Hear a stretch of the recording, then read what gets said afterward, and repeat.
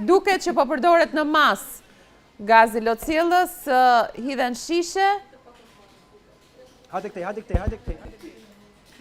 Janë duke u larguar, përfshi këtu edhe gazetarët natyrisht, sepse gazi lotësjellës po përdoret masivisht.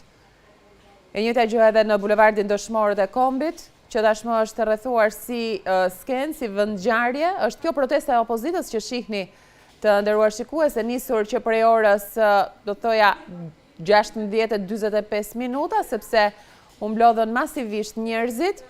Mbajti fjalën e tij zoti Berisha për rreth 30 minuta e më pas u largua me automjet.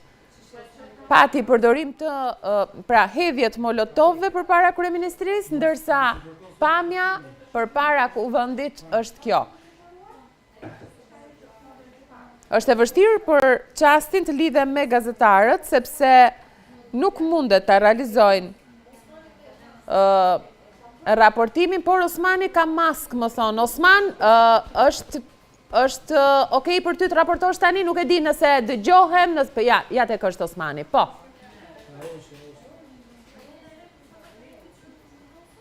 Do të presim pak momente.